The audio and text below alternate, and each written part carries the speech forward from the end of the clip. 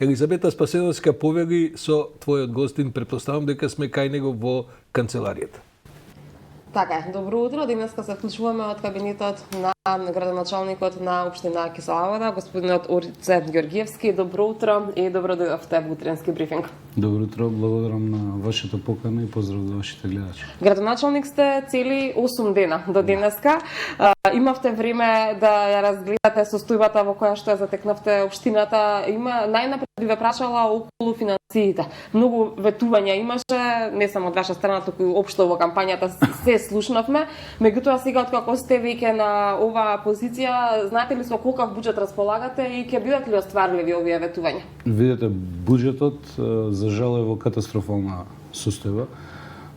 Јас практично го наследив буџетот со околу 20 милиони денари на сметка, а долгови само према Светска банка имаме околу 1.700.000 евра, а доспеани и недоспеани обврски ни е околу 1.300.000 евра, што значи дека имаме сериозни долгови како општина, практично околу 3 милиона евра е вкупниот долг, а многу мали средства на располагање, но јас во кампањата и како ветување пред моите сограѓани, пред да бидам избран за градоначалник, кажав дека нема да бидам човек кој што ќе се жали, туку ќе бидам човек кој ќе изнајде решение и верувам во тоа дека ќе најдам начин заедно со мојот тим во наредниот период да се справиме со овие проблеми и нормално да пристапиме кон решавање на проблемите на нашите сограѓани. На крајот на денот нашите сограѓани не ги интересира колкав долг, ги интересира кога поскоро ќе ги решиме проблемите кои што со години не мачат. Така е, од каде ќе почнете? На кои од проблемите или од проектите ќе му дадете приоритет? Видете, Кисела Вода, вие сте жител од Кисела Вода, знаете самите дека имаме катастрофално лоша инфраструктура, имаме проблем со градинките, недостаток на места и купишта проблеми кои што со години се таложеле наназад. Она што мене ми е приоритет е оние работи кои што се отпочнати, позиции кои што за жал пред изборите непосредно се ископаа многу улици низ Кисела Вода, првенствено да ги санираме за да не дозволам моите сограѓани да газат локал.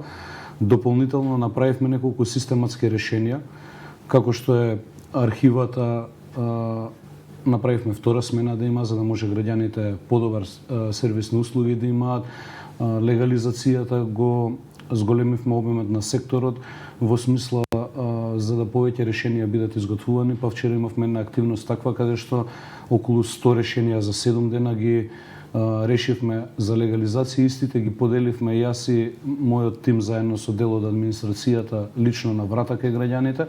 Така да во таа насока да сумирам, ќе се фокусираме на она што е отпочнато, да го довршиме од минатата власт и дополнително систематски да влеземе со решавање на проблемите.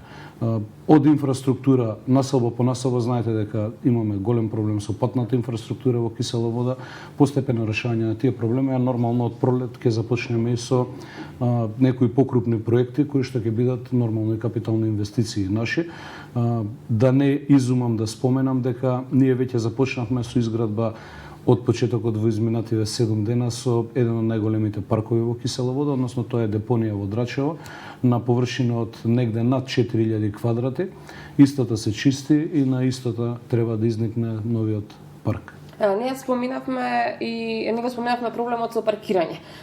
Дали можеби сте размислувале претходно како жител на општината пред да станете градоначалник дека можеби зонско паркирање е добро решение за да се ослободиме конечно од проблемите при доаѓање дома после работниот ден?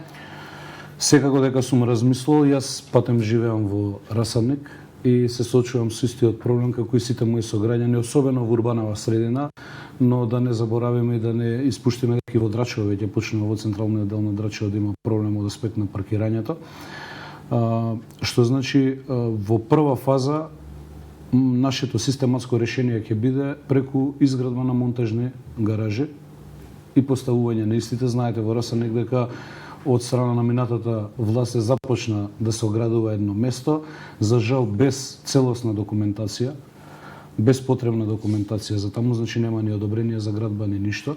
Јас заедно со службите изминативе 7 дена дадовме се од себе и благодарение на службите веќе сме во финална фаза на завршување на целата потребна документација за да можеме сериозно да се зафатиме со решавање на дел практично тој проблем, односно на една локација во Расаник да изградиме една монтажна гаража, а подоцна систематски да решаваме. Сме размислували и размислуваме на зонското паркирање, но сепак за тоа ќе треба да одлучат граѓаните и да се одлучиме за некоја таква форма, ќе треба граѓаните да одлучат, само формата ќе ја заклучиме заедно со нив.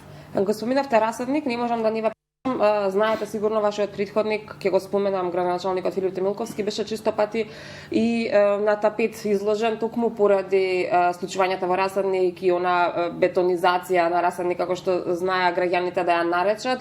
Меѓутоа, овој проект е во тек. Какви се вашите согледувања? Ќе се стопира ли оваа бетонизација? Ќе се изградат ли оние фамозни згради за кои што долго време се зборуваше во медиумите?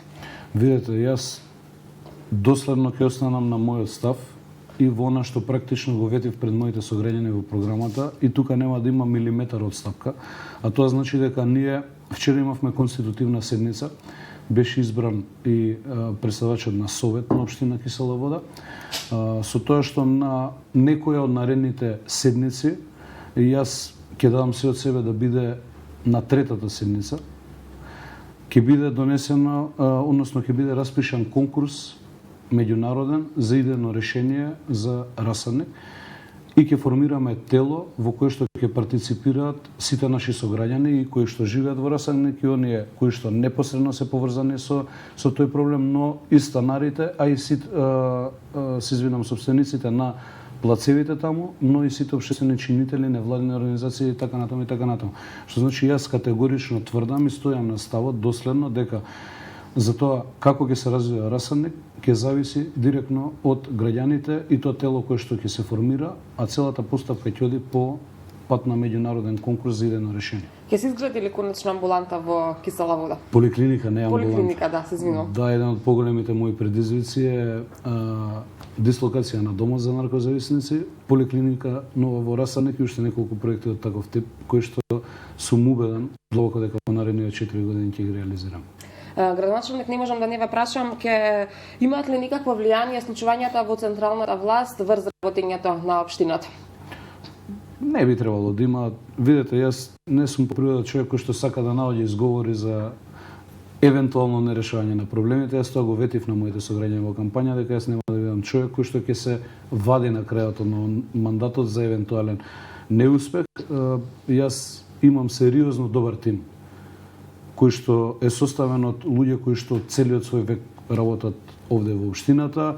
Дополнително донесов и неколкумина мои соработници, блиски кои што низ животот заедно сме работеле, сме функционирале. Сметам дека ќе имаме сериозен успех и прогрес за општината, тоа ќе го оценат и граѓаните на крајот на денот. Имавме предвидено 10 минути денеска за ова вклучување во живо од вашиот кабинет. Минутите истекоа. Ќе имаме уште многу причини да дојдеме повторно тука или пак вие кај нас во студиото во текот на овие 4 години време со кое што ќе располагаме. Ви благодарам уште еднаш. Ви благодарам.